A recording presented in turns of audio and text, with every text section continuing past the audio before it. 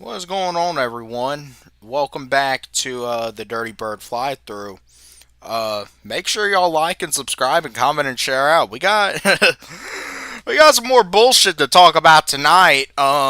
This one being about a guy we just welcomed into the fold about 2 weeks ago. Um, we have had to let go of. He has been given the boot out of the organization, out of Flowery Branch. We shipped him the fuck up out of here, and he is very well going. He's very well on his way to serving some time in prison. As the Atlanta Falcons have fired um, assistant defensive line coach LaTroy Lewis for accusations of rape, among other things, harassment. Um, so, man, I mean, this is just, I mean, listen, Atlanta Falcons can't catch a break. Ever since, obviously, we know that, obviously, a couple weeks ago, the James Pierce Jr. stuff happened. And I mean, now this, I mean, yeah, Matt Ryan and Arthur Blank, they can't catch a break with this fucking team, even in the off season, even when the Falcons aren't supposed to be relevant. You know, you're kind of supposed to be grasping at straws to figure out what to talk about. Uh, the Atlanta Falcons are clearly a 365-day a year promotion, 366 on a leap year in terms of giving you shit to talk about, most of which does not turn out to be very good. So, man, the link's actually already been dropped, man. Let me know what y'all think about this incident, this situation um, that broke earlier today, and I have my questions about it. Not about the crime itself that has been committed. There is clear evidence of what has been committed by I want to get the details right, by Mr. Lewis. And there is, oh, I mean, just if I think, needless to say, this guy is in some pretty deep shit. I do want to go over some of the stuff, just some of it, um, that he is being accused of. But I'm not going to get into everything because, you know, I understand YouTube, they have guidelines and all sorts of stuff. But I do want to read this off. This is from Justin Spiro from at Darko State News. LaTroy Lewis, then a University of Michigan football staffer, is alleged to have been accused of rape and attacking a woman, and in an incident so violent that neighbors had to call the police to report the disturbing sounds coming from her apartment. Some of the text messages that were sent include, quote, "I'm going to F you up," quote, "I'd effing um we'll just say I'd effing off you. Don't play with me. Get up. I need to um get pleasured now." That is the trying to put it in a little bit of an appropriate light. Um I'm not going to be able to go into everything here on stream. But man, I mean, this is some deep shit that this guy is going to be in. So, but I mean, the Atlanta Falcons hiring this guy, you know, just 2.5 weeks ago, when this shit has been going on for 2 years, is once again a very bad look for the organization. Um, the victim is described as Jane Doe, and there are pictures of her and of having bruises near her eyes and also all up and down her arm. And I believe, yeah, this looks like her arms that, I mean, have been severely bruised by this guy.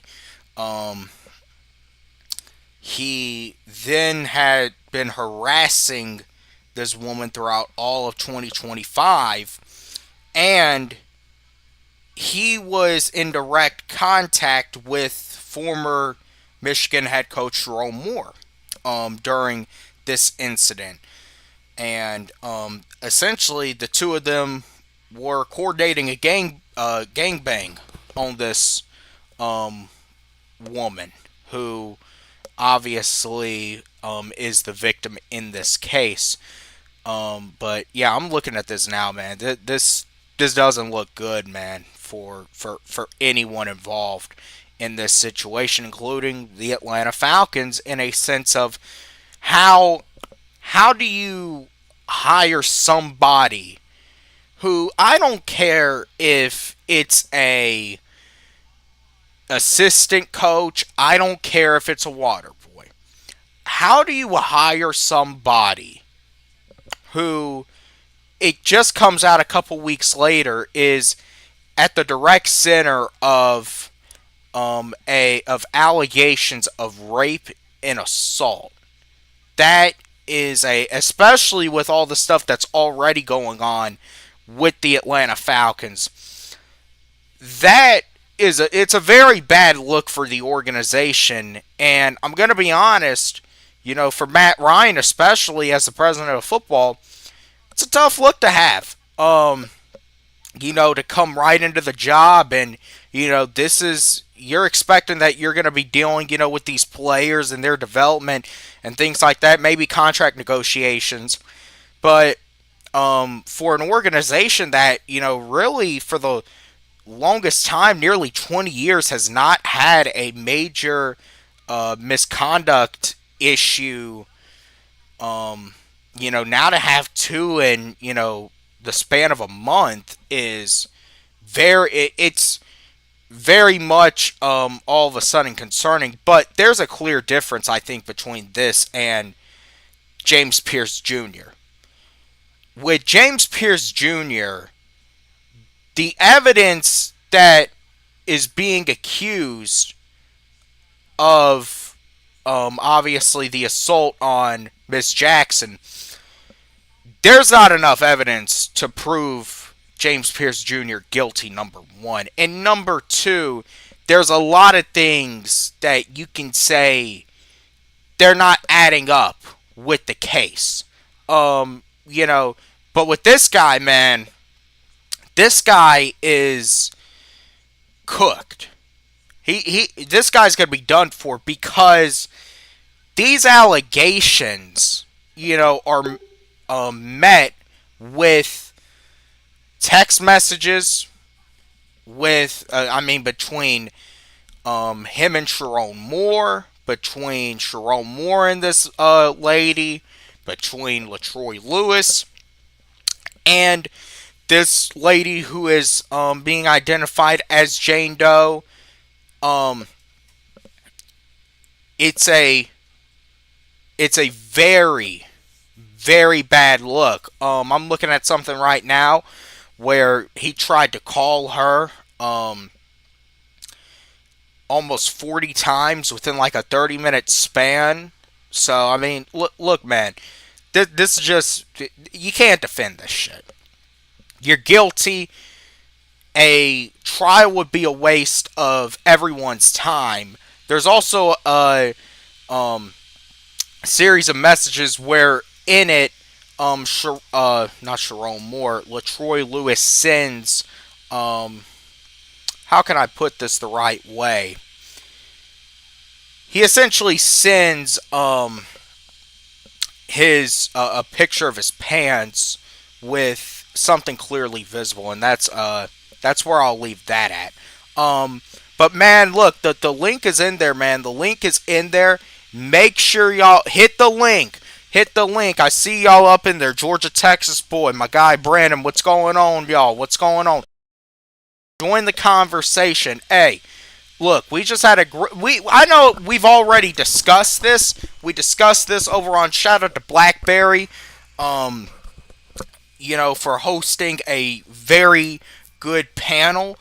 But man, if y'all want to get on, y'all want to talk more, man, talk more about this, then y'all just come up on. Y'all want to talk about some other stuff, man, we can talk about some other stuff. Y'all want to say fuck LaTroy Lewis, let his ass rot in prison. We can talk about free agency. We can talk about you know, this report that came out I believe yesterday or this morning, that Tyler Algier is looking for a 3-year, $22 million contract this offseason. Would you pay him that?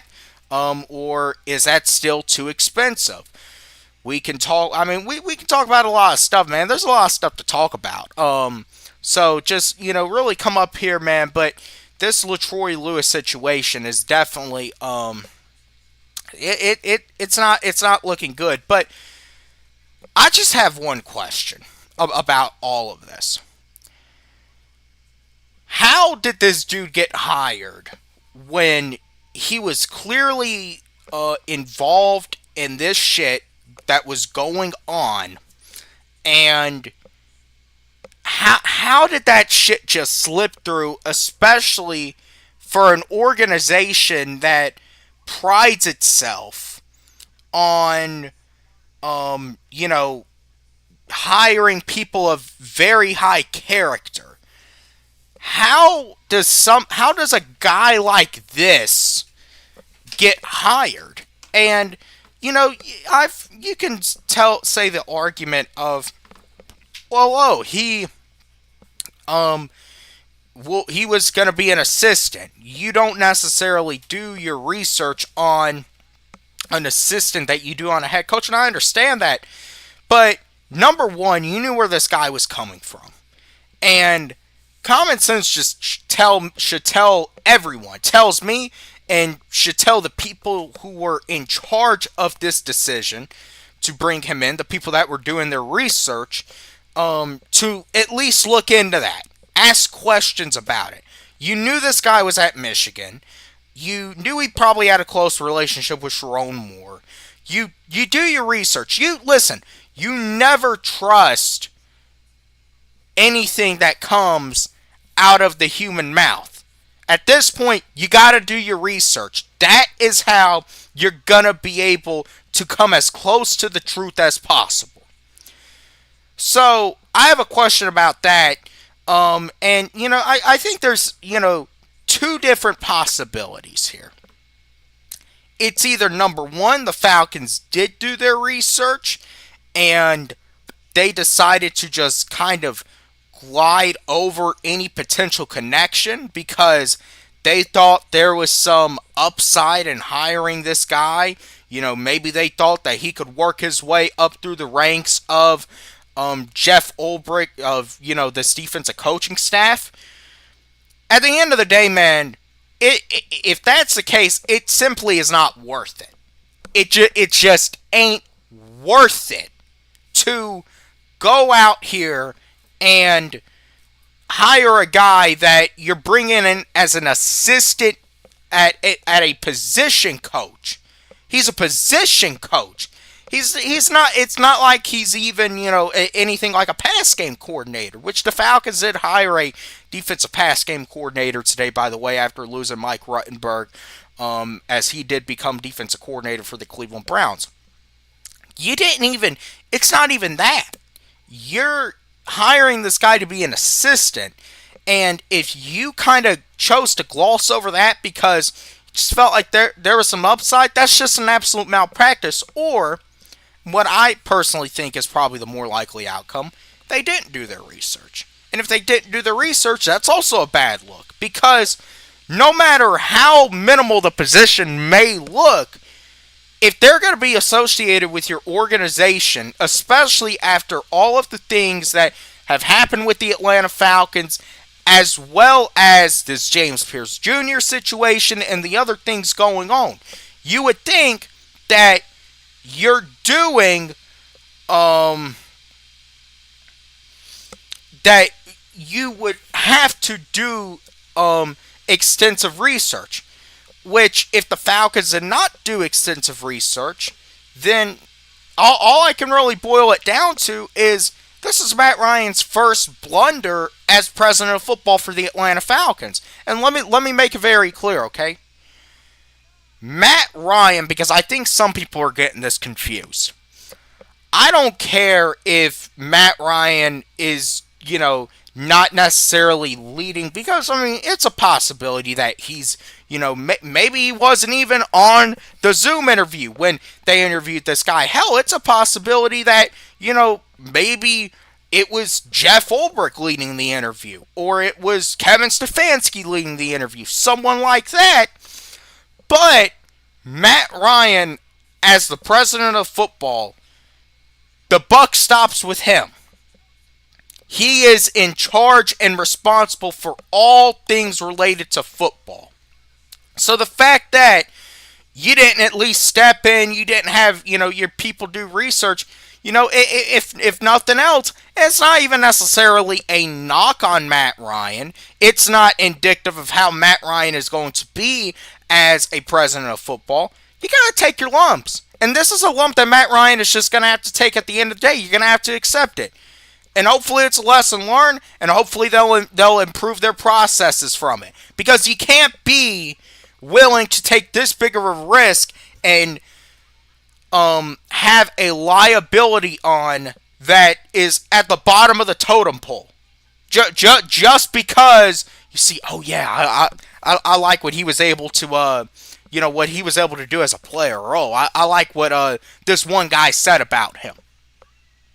If you're bringing him in as a assistant position coach, he's at the bottom of the totem pole on your coaching staff. You can't risk it for stuff like that. So at the end of the day, man, you just have to learn your lessons. That's all it can really be. But the Falcons have not been able to catch a break. So now you just got to learn from your lessons at the end of the day with this situation with LaTroy Lewis. But what the Falcons did do is they immediately, after this came out, they fired LaTroy Lewis. They let him go, which there was no other choice, for the Falcons but to let this guy go. There is overwhelming evidence that implicates him significantly in this case, and you're just not keeping that around, man. You already are getting enough bad publicity because of the JPJ situation. And, how, it seems like as of right now, it seems that as of right now, that, the Atlanta Falcons are supporting James Pierce Jr. in some way. We've had discussions about it, that it's very possible that Arthur Blank has, maybe set him up with some premier legal resources, that maybe he and Matt Ryan have had a conversation, but really the Falcons can't do much on James Pierce Jr., but it appears that, the Falcons might be willing to stick it out with James Pierce Jr. But just because we're willing to stick it out with James Pierce Jr., you can't stick it out with the guy that you just hired 2.5 weeks ago. When something like this breaks, the question isn't even about keeping him. It's how the hell did you let him get hired with this dark cloud looming around him, knowing that there were text messages that he was involved in this shit. And if you didn't know, then that goes to show that you clearly lacked in doing your background checks. You lacked in your research. And, considering how the Falcons have been punished in the past, I wouldn't even be shocked if the NFL decides to look into the Falcons and say, how the hell did how the hell did you let this guy get hired, with this dark cloud looming over him? man, it's just a question that you gotta ask, man. But the link is in there, and make sure y'all hit the link and subscribe and comment and share out. Listen, we got a lot of things that are getting ready to go on around here pretty soon over on the Dirty Bird Fly Through. We got some big plans going. As I say, I think I say this, but I'm definitely going to um enforce it again. This is a channel for y'all. This is a channel for you guys to come on, voice your opinion about the Falcons or really whatever, man. I mean, look, we ran a stream last week that ran nearly 5 hours. We got all off topic, but I didn't care, man. Come on, talk, have a conversation, talk about football, talk about your life, talk about whatever. The link is there. Hit the link, join it up. You want to get deep into this LaTroy Lewis thing again? We can. You want to talk about free agency? Sure. Hell, you want to get on here and talk about memories of you growing up as a Falcons fan? Sure. Hell, maybe you don't want to talk about the Falcons at all tonight. Maybe you want to talk about your life. Whatever. It's fine with me. But I had to address the looming situation, the elephant in the room, with this liability that is LaTroy Lewis. And there's bottom line, there are questions that have to be answered, and whether they get answered to us or not, we probably won't know until that happens, if ever. But Falcons, it's pretty damn clear that the Falcons have things to improve with their background checks and their hiring process. So there is that.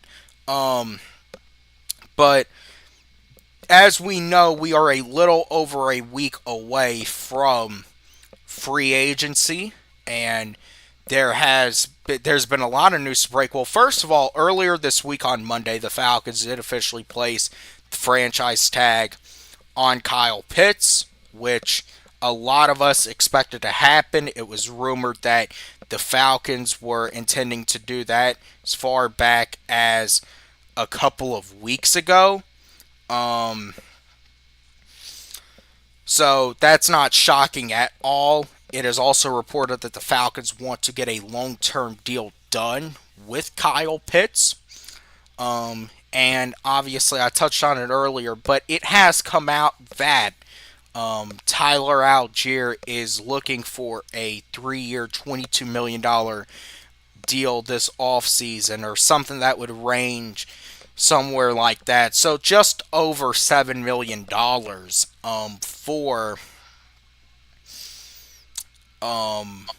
for what is going on. Let's see who we got up in here.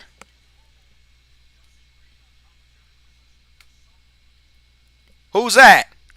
It's 3:30. What's up, OG? What's going on, buddy? Hey, what you wanted to talk about tonight, man? Oh, I was listening to you, man. I had to run to the store, man. Um, I want to get, I want to talk about this situation, man, with the hiring of this guy. Um, See, I'm not even up on it. This guy wasn't even on my radar because of the level of of the hire, and now it's blowing up like we got a scandal. Like something like the Falcons was into something. Had their hand in on it, but they just hired the guy. Um, what I heard some of what you were saying, but the Falcons, and this is any corporate type environment. Um, the people that are over everything have a protocol in place for pretty much every procedure, especially the hiring of personnel to that company or franchise. And I'm not gonna bet the bank on it, but I'm pretty sure that the Falcons met that criteria in that hiring. It's just kind of a bad taste with everything else that's going on, but Oh, it's it's definitely a bad taste, and it's a bad taste with everything that's maybe going on. by NFL standards, the Falcons didn't do anything wrong for this level of hire. But I guarantee you now, at the very least, what's getting ready to happen is the NFL's probably getting, and the Falcons especially. The bottom line, there's a lesson to be learned here. And not all, I mean, this is a bad situation, but not all lessons are bad lessons. They can actually be very, very helpful. And I mean, this is something that, Matt Ryan, he's going to learn from. Bottom line, he is the president of football. The buck stops with him. But the NFL, I would also imagine, especially if the rules for hiring assistants, at this level and stuff like that is pretty loose, we will see in the future the NFL probably strengthen background checks and that sort of stuff. Because Yeah, but it ain't just a bad look for the Falcons, it's a bad look for the NFL. right, because if you come at the Falcons and say, shame on you for hiring this guy with these allegations or rumors that's going on, they're gonna look at you and say, "Hey, man, we followed the guidelines.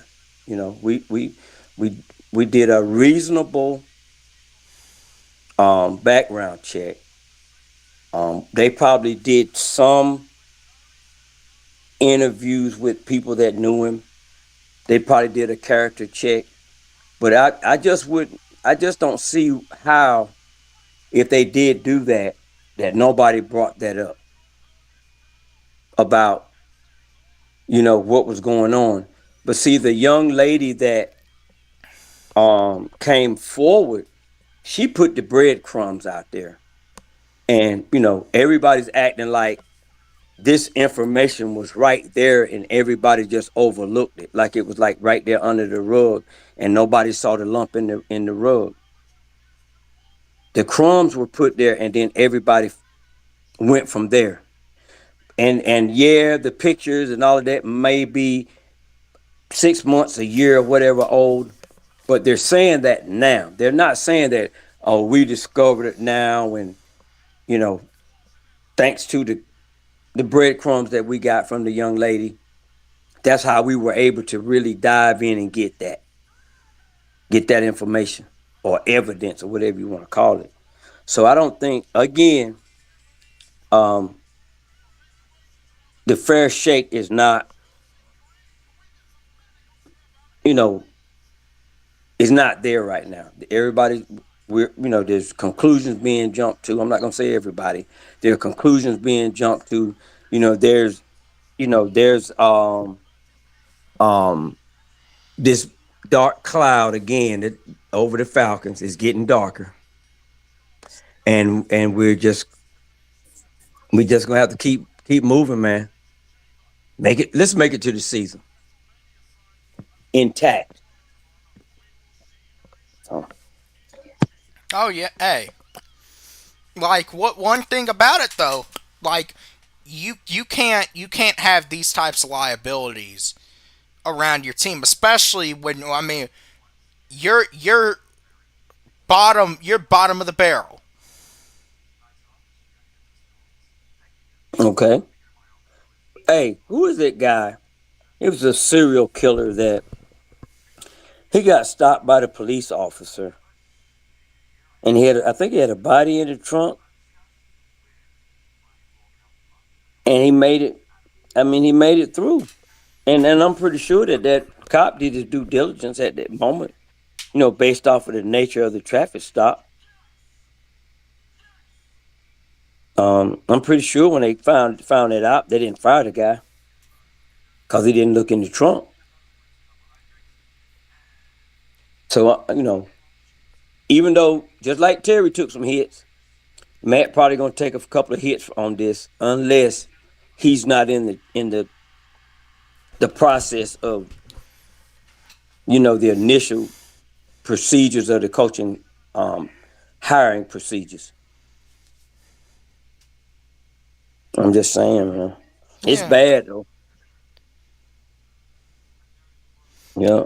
Oh yeah, hey, everyone's got to take a hit one way or another. Oh yeah, no doubt. It just kind of the scab was forming on the sore, and now somebody done ripped it off. Shit, come on. Yeah, man. But sometime, man, it rains hardest before the sunshine, man. So what you saying with that last line is you still saying that brighter days are coming. We getting through the last of the downpour, and this is that downpour. Yeah, I'm being optimistic. And man, it's Okay, raining so hard now, man, and got my galoshes on and little I'd rain like. suit and all of that, bruh.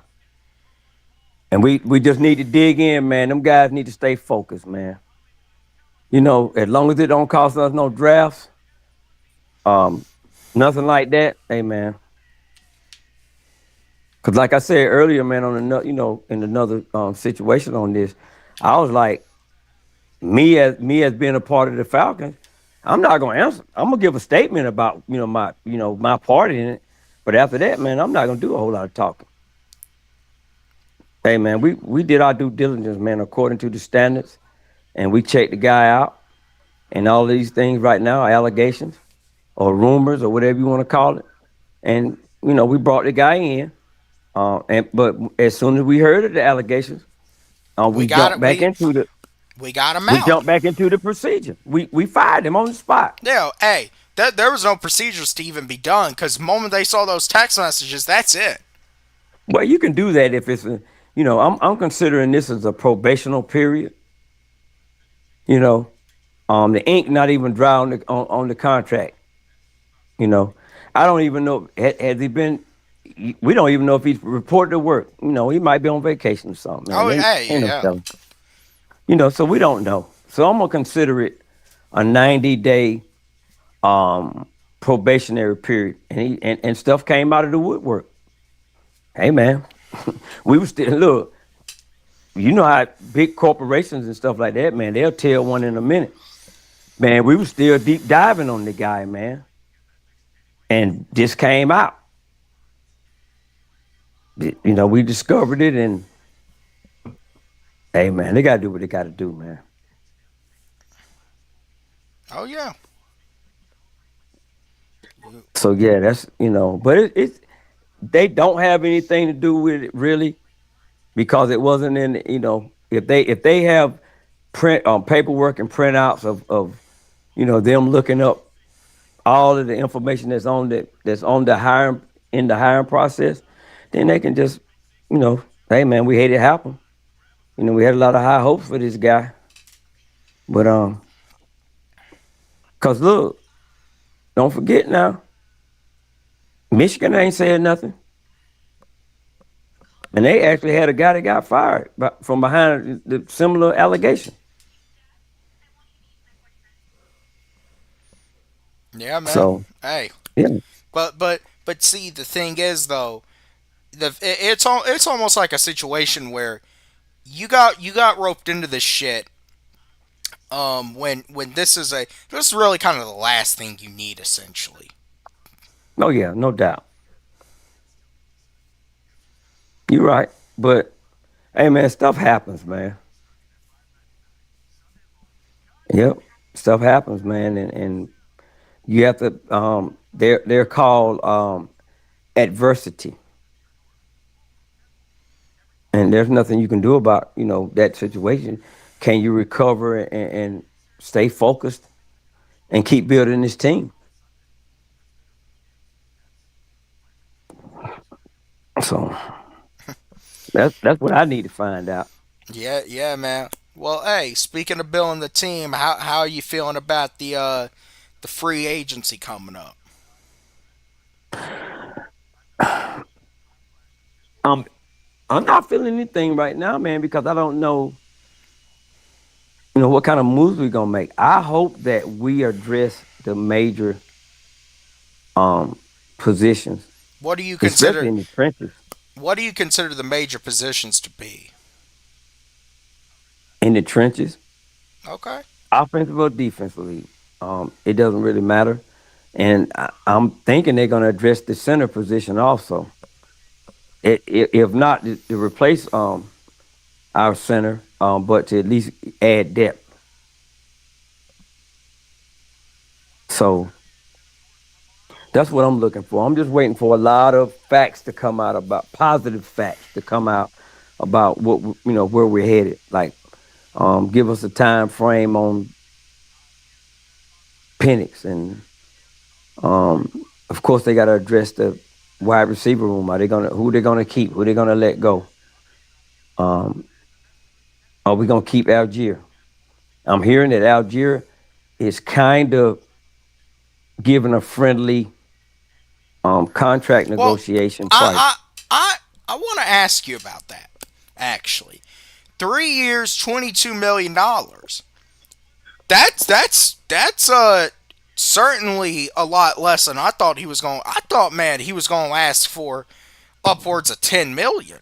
But I mean that price, Let me ask you a question. Would you bring Algier back for 7 million a year?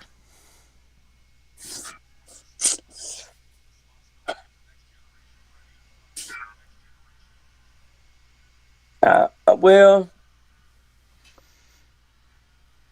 he got this. He pretty much got the same numbers as Montgomery with the Lions. So with just like 12 less carries and 200 less yards, and 200 less yards probably is coming from a lot of times he was getting the garbage carries or the closer carries. Um, do you right offhand know what Montgomery's making? Uh, I can look that up. Uh, I don't. Let me see. I think it's something like. He making about $9 million a Yeah. year. Uh huh. Oh yeah, yeah, yeah, yeah. 7, yeah, of course. So That's so that's a no brainer. so you would bring him back for 7? Yeah. Well, okay. Like here's my thing. If you can get him back for 7, I certainly wouldn't mind bringing him back. But my thing is still, you have so many other you have so many other positions that I think you have to worry about, particularly with Kane Ellis, with D. Alford, with still having the money to go out there and pick up at least one or two free agents, and then of course you got to have money to sign your draft class. Uh, so that's really the thing. Now, I don't think 7 million is bad, and especially if they can get him on a 3 year.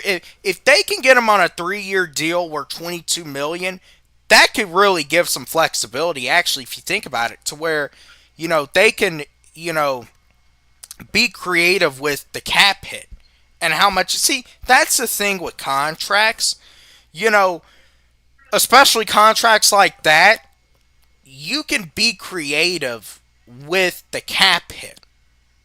You could, make some money, uh, a bonus signing. You could make, of course, you're gonna have your guarantee money. You could throw incentives in there, things like that. With Algier, I would probably lean towards an incentive type contract with him. Um, but overall, 7 million. I don't think 7 million is bad. Look, I'll probably sign him for 7 million, and he got to play on the special teams. What do you mean? So you putting Algier on special teams? Yeah, I probably would. I don't think Algier has played special teams though. But he might have to play it next year if I give him 7 million. he won't. Well, He won't let it 7. I might say, "Look, man, you willing to play special teams?" He well, might say no. hey, I mean, everyone. he got the carries. Yeah, I mean he's got the carries now. You know, I mean, but the other thing you're thinking about though, that you got to think about almost with this situation.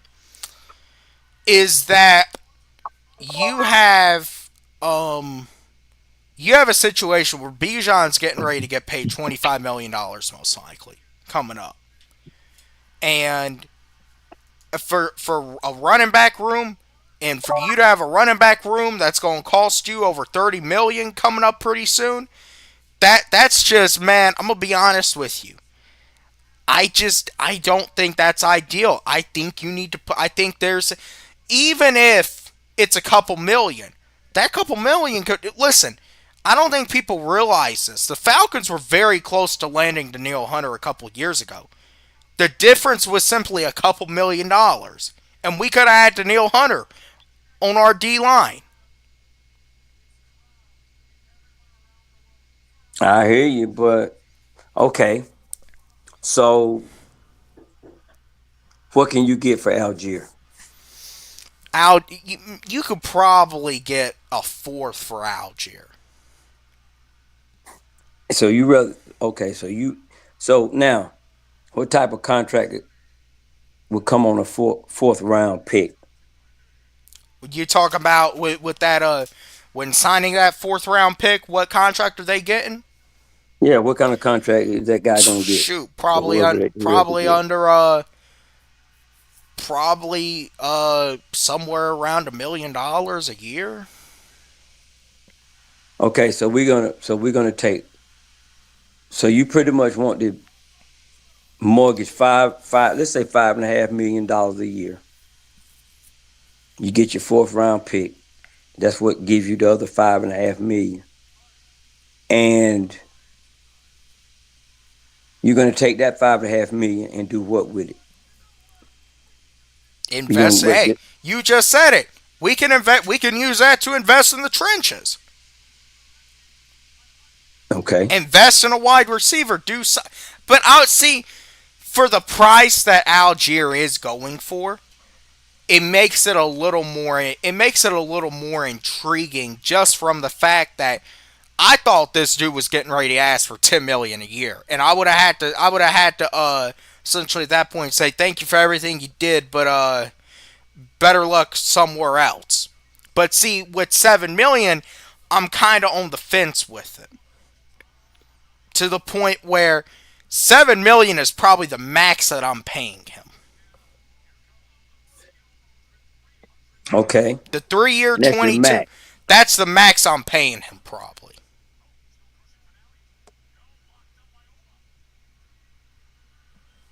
Okay, then. So if you're willing to pay that, then why would you go and get a fourth round pick? Why would you trade them off, get a fourth round pick, to let the money go, and you're gonna put it right back out there, right back, wherever you're gonna spend that money Hey, at. first of all, man, you're trading. First of all, remember what this GM said. He wants to maximize draft capital. Okay, and number two, 5 million. You're looking. See, you got to look at pride. You got to look at what this team is getting ready to have to deal with. You're getting ready. You're negotiating with Kyle Pitts right now. You're trying to get him locked into a long term deal. You know Drake is coming up. Then after that, it's Bijan. Then you got Bergeron. Do you want to bring Jesse Bates back? On another contract with and by the way, I want to point something out. The safeties in this draft are this is a very deep safety draft. I would not be surprised if you see the Falcons take a safety with one of their early picks, and that is actually the replacement for Jesse Bates. I wouldn't be surprised because this is a very deep safety draft. 5 million at the end of the day, man. You look at it. Algier he's still going to be a backup. He's still going to be a backup. Bijan's still going to get more carries. Now, I would love to see Tyler Algier in a Kevin Stefanski system, but at the end of the day, man, you just got to really look at what is a bigger what is a bigger priority. It's all about what you prioritize. You got to do a cost benefit analysis essentially. That's the situation you're in with Tyler Algier. You got to look at, okay, what is the benefit, and we know what the benefit is. You keep wear and tear off Bijan and stuff like that, but then you got to look at what the potential cost could be, and if there is a potential cost there that just it could potentially make you go, maybe it's ultimately not worth it for how little playing time this dude's gonna get compared to Right. what we're paying him for. So that's all. That's what you're dealing with. That's why I threw in the just the thought. I was kind of making a joke out of it, but that's why I was throwing in like for that seven man, you gonna have to do more than come in and finish up, you know, like you've been doing. If you want to stay here for that. But see, here's the thing with me though. I would be I wouldn't be putting that much effort, and I know this is gonna be unpopular into keeping Kyle Pitts at this point. Well, you know he's already under the franchise tag, right? Right. But can't we do something with him? Oh yeah, we could Draft trade him. day? Hey, we could trade him. Yeah. Hey, we could trade Kyle Pitts and definitely probably get a second round pick. Okay. But once again, it's just like with Tyler Algier. You're doing the cost benefit analysis. What could Kyle see? People got to realize this about Kyle Pitts. Okay, Kyle Pitts is only 25. He's young. Very man. You got players now. Michael Penix came into the league. Michael Penix and Kyle Pitts are essentially the same age. Penix is entering year 3. Pitts is entering year 6. Kyle Pitts still has his entire career in front of him. And you got to look at what Ian Cunningham said. He's telling you they want to draft, develop, and retain. And that can apply to both Tyler Algier and Kyle Pitts. But the thing with Pitts is, Pitts is going to be out there essentially every down. Whereas with Algier, he's probably not going to be out there most downs. Yeah, but just because you out there doesn't mean that you're being as effective. Well, you Just mean you because mean you that out there. I understand that we've had questions about Kyle Pitts' effectiveness, but you really mean to tell me that Kyle Pitts wasn't effective last year?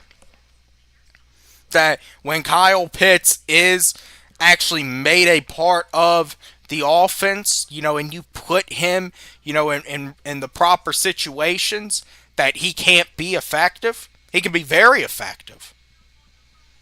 Okay, if they're scheming up, it's for Kyle Pitts. I'm hoping they're gonna be more scheme for him in the red zone because just the things that he brings to the table, the red zone effectiveness is not one of them, in my opinion. This guy does not demand. He's a slant guy. If he gets that corner on his hip, that's automatic. But just going in and getting those corner shots, he's never established that. The hardest catch that Kyle Pitts caught in the end zone was the one that he juggled against Tampa Bay. Anything other than that, he hasn't got any contested passes to him in the end zone, inside of the red zone. So Why? that's why I'm saying And now let me ask you this: do you think that that is a solely a Kyle Pitts issue, or do you think that could be something larger with a developmental issue? no, it's just in my opinion, it's just the play calling Okay, because yeah, he's yeah, not that but you he's not that route runner. He's not okay, that route runner that we need from that position. okay, but you just said it. You just said it. It's the play calling. We got to keep in mind that this is a new era of players in the NFL, And the thing with the NFL today and these players coming into the league is a lot of them, they need a little development. Man, What let's year call it, Kyle Pitts in, man? Kyle Pitts Come is on in now. he's in year 6. But once again, we need to remember he's going to be 26 next season, and you got to take a look at it. Okay, take a look at what Kyle. Take a look at the two head coaches Kyle Pitts has had. He had Arthur Smith, who the moment Matt Ryan left really didn't look like he knew what the hell he was doing. Always overthought himself. Then Kyle Pitts got injured during his second season, which we really know that second year, that third year, those are crucial developmental years for a player, especially a player like Kyle Pitts. When you keep in mind that Kyle Pitts, he tore his MCL at that point and several ligaments in his knee. So, okay, he does that during his second year. His third year, he comes up in here, and we can clearly see he's trying to really fully reform himself as a player. He can't play like how he used to at Florida, like he's essentially a wide receiver, because that speed took a hit. And also the fact that Arthur Smith was just doing a bunch of funky shit in general. Then he comes in and he comes in his fourth year with a new head coach and a new offensive coordinator, a new quarterback, all that. And we're seeing flashes of a connection. Now, my biggest issue with Kyle Pitts has been I just feel like there have been times where, especially, that his fourth season, it felt like there were times he was very careless with the football. And we almost questioned, did he have the heart for it? And that's why I really think this past offseason, something that is very interesting that I heard, Kyle Pitts for the first time in several years attended the tight end university, which is essentially the gathering that tight ends have. They come together, they train for a couple days, they do all that, but that's where they're really able to build chemistry. It's essentially a retreat that it's hosted by George Kittle, and the tight ends go to better their craft. And Kyle Pitts went there, and we finally saw Kyle Pitts able to truly show some flashes. He's just coming into his own as a player. Why would you let that go to another man? Why would you let that go to another team? Be, gotta remember, man. Everybody says this is a business. So, fifth year, um, we running multiple tight ends. Supposedly, this scheme is going to consist of multiple tight ends, including one in the backfield, and probably with a revamped wide receiver core. And don't forget, Bijan going to be a big part of the receiving core. So I'm looking around to see what tight ends is out there. And if I see one that's going to be real effective in that scheme that they're bringing from Cleveland, I might seriously consider for the price to let Kyle Pitts go. You It's just you me. so you're trading Kyle Pitts is what you're saying. I would seriously look into it because Michael Penix needs precision pass runners, or he needs those tight ends that know how to get open underneath everything. And for the price, that we possibly going to be paying Kyle or are paying Kyle, that's a lot of money for that type of production. Okay, well, and let me say this really quickly. Did we see Kyle Pitts and Michael Penix light things up per se last year? No. We know that Drake is clearly Penix's number one guy, but that's not to say that he didn't look to Kyle Pitts in certain situations. If you look at it, a lot of the games Michael Penix played, there were games where he threw the ball to Kyle Pitts, 4 to 5 times, stuff like that. You look at, for instance, the San Francisco game. He Kyle Pitts was really a security blanket there. The Washington game, he threw to Pitts some. The Tampa game, week 1. So stuff like that, man. That is where you saw a connection building. And once again, you got to remember when Michael Penix got injured, that halted any potential, chemistry from being able to potentially build even more.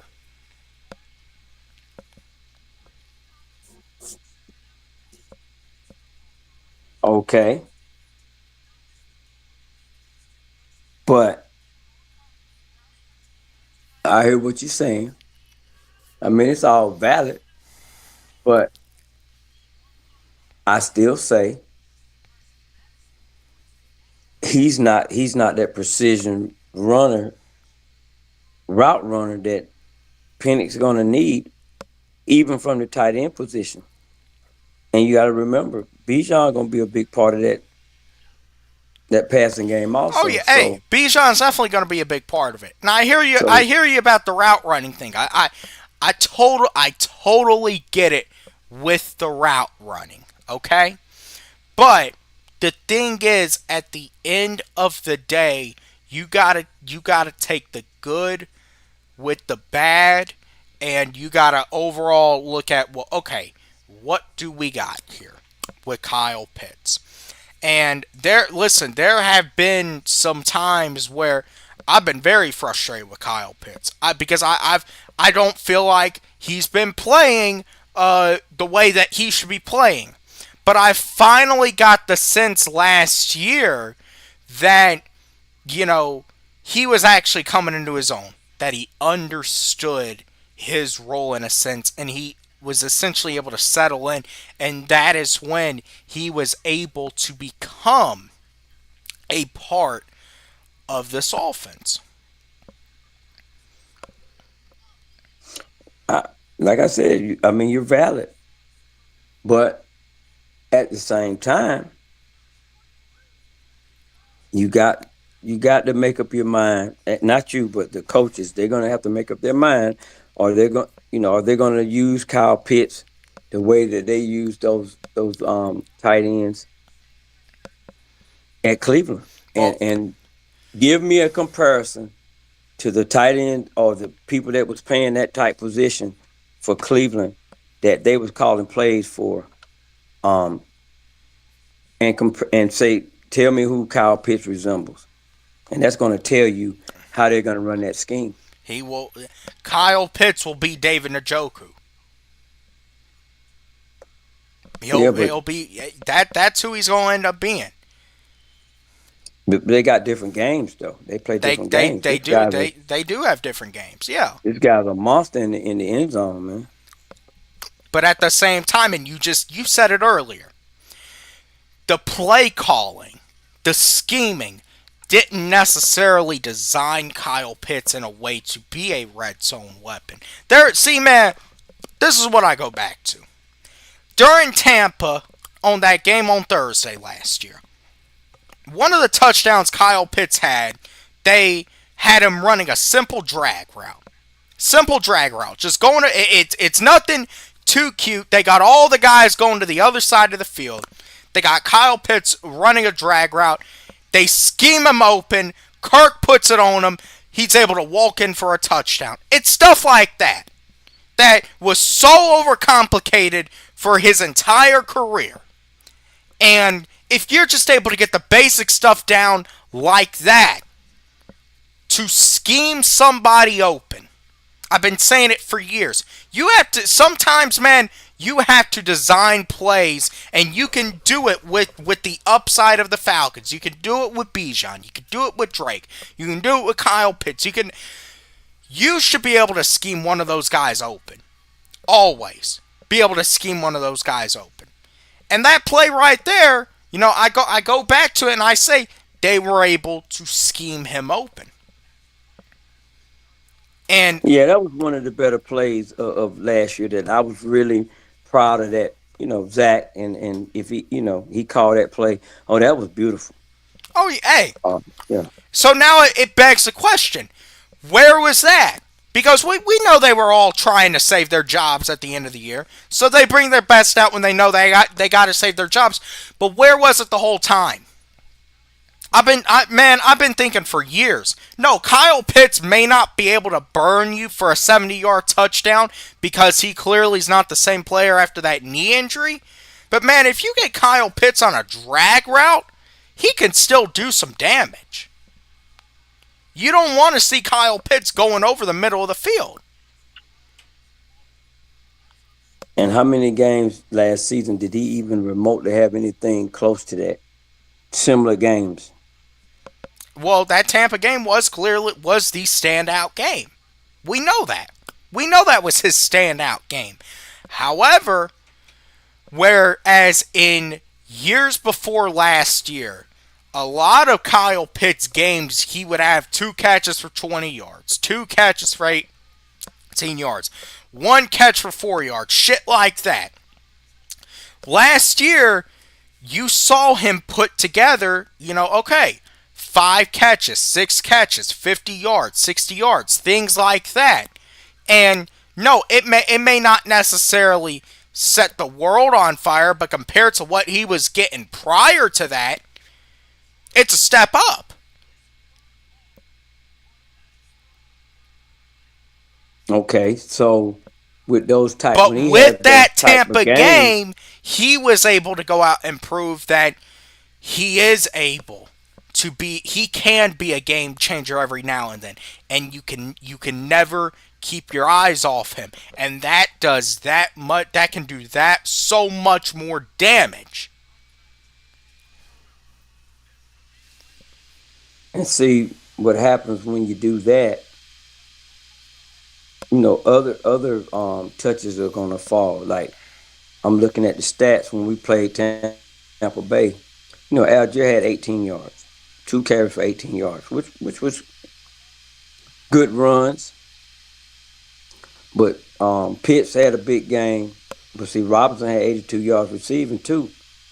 David Seals had 78 yards, and then everybody else was under 40 yards.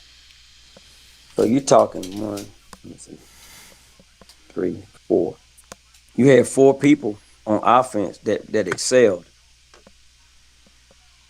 So again, Kyle Pitts had 11 receptions, 166 yards, three touchdowns. The longest one was 36, and I don't consider that a red zone touchdown. How many touchdowns did we get out of this guy in the red zone, even in that game? And in the red zone. Yeah, Oh, that drag route one, if I'm not mistaken, was in the end zone. was in the red zone. I think two of his touchdowns were in the red zone. Okay, Matter of fact, but he caught them. But he, like you said, they were drag routes, right? but they were in the red zone.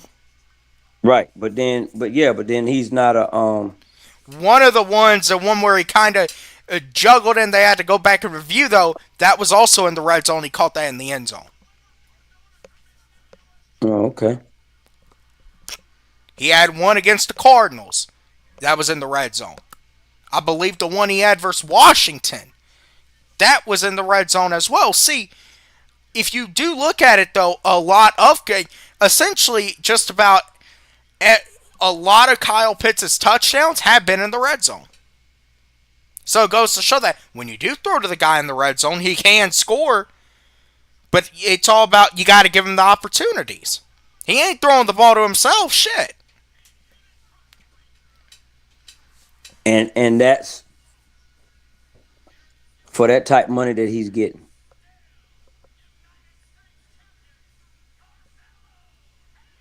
I'm just asking.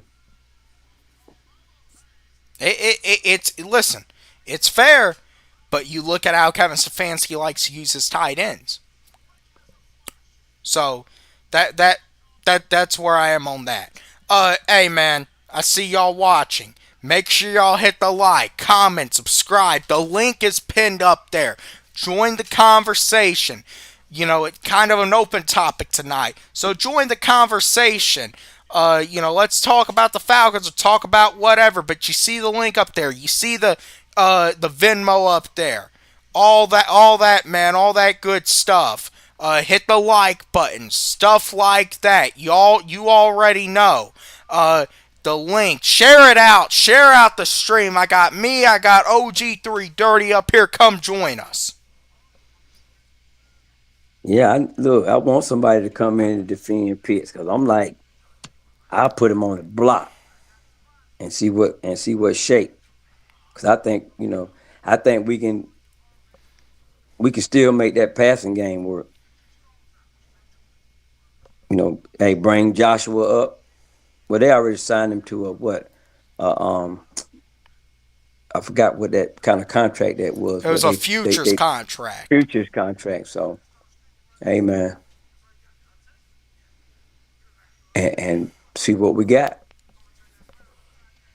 Yeah.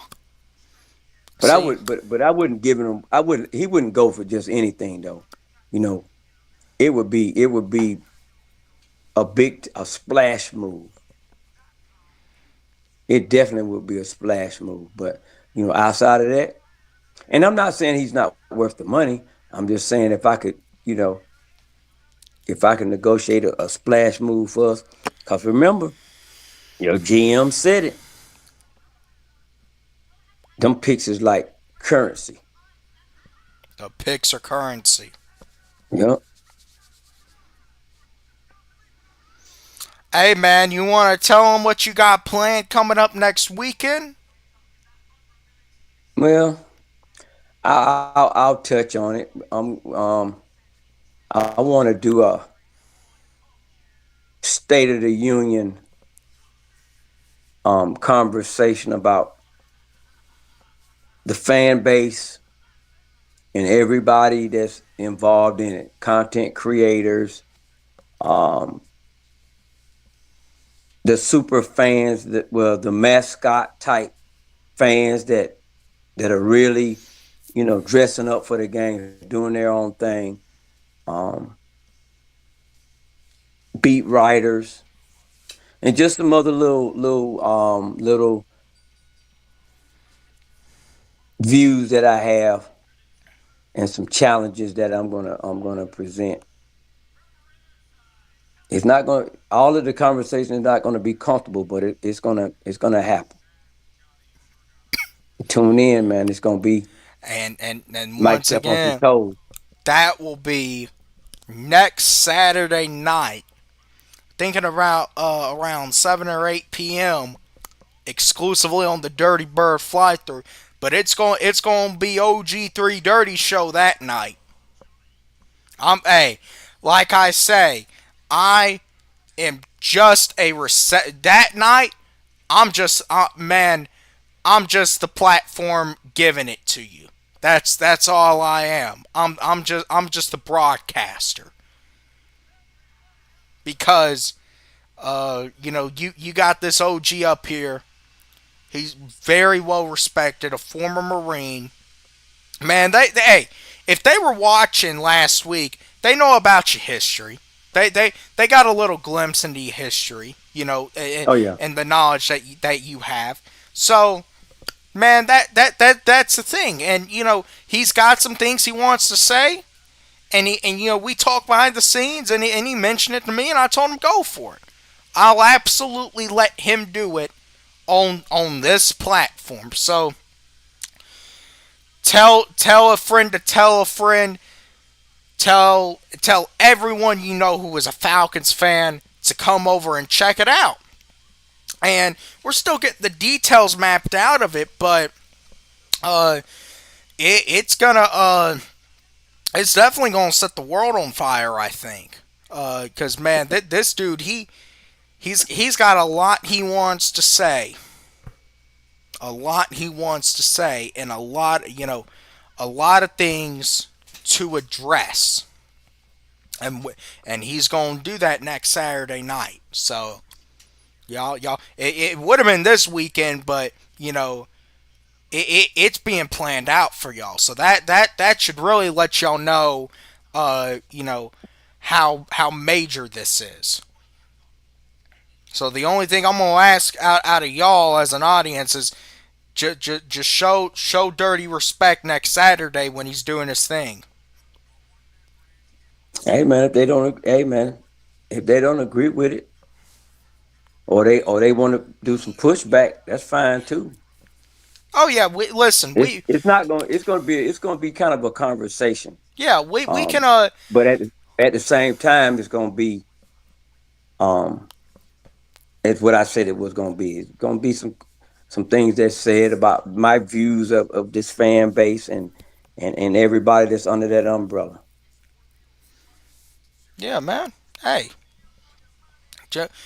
just just speak your mind because you got it. You listen. You got a lot of experiences that you could share. A lot of experiences, man, and I want you see. That's why I love when you come on these shows, man, because you share the experiences. You share the experiences of, you know, growing up a fan. Your times, you know, in the corporate world, things like that. You're able to tie it in, man. You know, I mean, you're very knowledgeable. That's why, man, I think you're the right guy to give this address because I know hey, you're going to use your own experience to really craft this. Oh, most definitely, I will. And it might be this might be the introduction to another video or two that we'll discuss in the near future. Hey, we may open up a rabbit hole here. You never know. Yeah, y'all just tune in. I think it'll be kind of interesting. Um, Yeah, it's definitely going to be interesting, man. Definitely going to be interesting. But the link is still there. But if y'all don't want to join, then you know, I'll leave it go in a few more minutes. But if not, man, then we'll get off here soon. But yeah, man, look, it's obviously a lot's going on right now, and you know there's a lot to there's a lot to really talk about, man, right now with what's going on with obviously this situation that broke today, free agency coming up, you know, obviously still we're you know playing it by the ear with the JPJ stuff. You know, it listen, you're getting the sense that things aren't stopping. oh no, we can't stop, man. Them guys up there, they probably look, man. That's why they probably went ahead and just ended that relationship with that guy. You know, probably without even doing a whole lot of deep whole lot of deep diving, man. She said, you know what? Hey man, I sure hate it for you. But hey, going on back to Michigan or wherever you was at, because that's just too much, especially the documented documented evidence, you know, text messages of those sorts. But I think, but Shannon was doing the same thing, but he wasn't that Hey, belligerent with it. Shannon got himself into his own shit, and someone tried to warn Shannon too. Yep. But you know how they was talking in the text message. Is that the new thing now? Or Well, what is it? hey, Dirty I'm conversations or talking something? about hey, I'm talking about a level of freaky that ain't even appropriate for this time of night. We gotta run it very late if we want to get into that conversation. Yeah, you read them transcripts, man. They need to be after midnight. Shit. All the kids are going to bed. Yeah.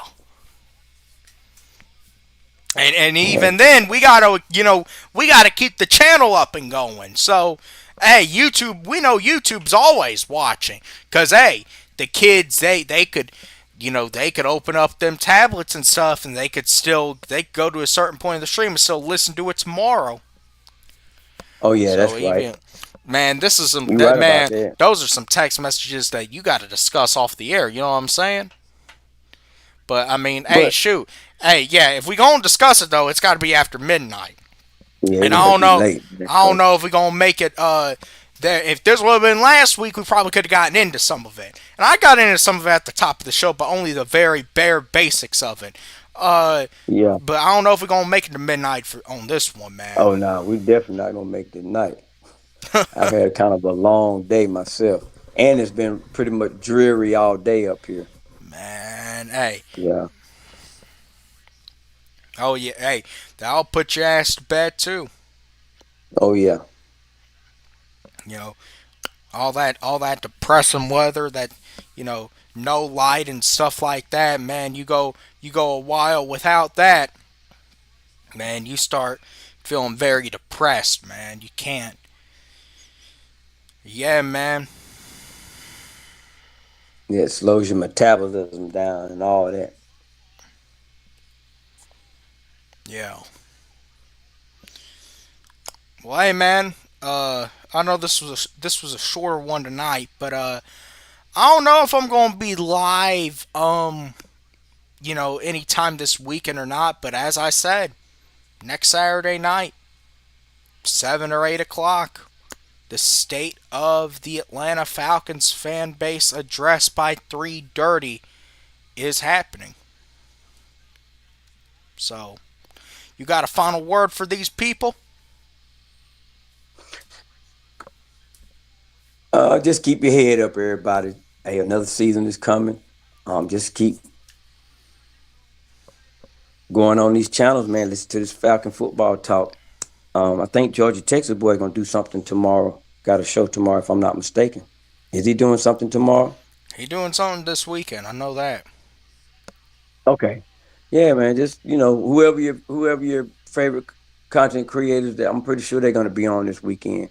And let's just keep the Falcon talk in the algorithm. And Yeah, man. hey, man, that's it for me, man. Good night to everybody.